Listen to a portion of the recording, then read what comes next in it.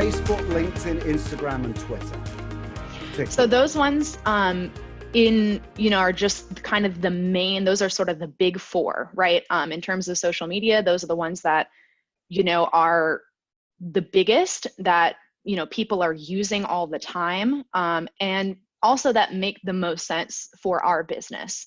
So there are obviously a ton of social media channels out there. I mean, any kind of application can be considered to be social media if the purpose of it is to, connect with people, to, form relationships with other people, on a particular platform. So, something like any of these crowdfunding review sites, the big forums, can also be kind of considered to be social media because the purpose of them is that people are, connecting and being social on them. Now, the reason that we don't have, say, some of these other ones, the other big ones that you hear about, something like Snapchat, right, is just because it doesn't really make sense for our particular business to be on Snapchat, at least not right now. So what is it about these four then that do make them relevant? Can you kind of drill down on that? Yeah, absolutely. So all of them are kind of, and I'm sure you're aware, and I'm sure your audience is aware kind of the innate differences between these platforms, right? And so each one of them is kind of doing a different sort of thing. They're kind of performing a different function. So for example, LinkedIn, it's all about professional networking.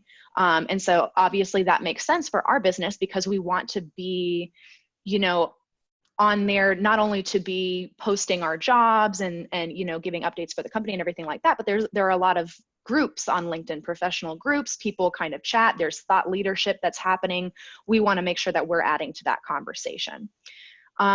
Twitter is also a really good one as well. There are a lot of, Twitter is much more kind of in the moment content. Something happens, people are tweeting about it. Somebody retweets. So that's really important for us to be on that platform because, not only can we tweet about our own updates in real time, sort of as things are happening, but also kind of chime in some of these broader conversations that are happening. So a perfect example of this is actually yesterday, I tweeted out something about the fact that the Time 100 list had just come out. And one of the people that was named to this list was this woman. Her name's Aileen, so I'm blanking on her last name. But anyway, she is actually the founder of an organization that's called All Raise, which is an organization that's dedicated to promoting diversity in startups, which is obviously a perfect segue for GroundFloor to get involved with that conversation as well, because that's something, as a startup company and as a company who has a value of diversity, it makes sense for us to be on there and to be chiming into those kinds of conversations.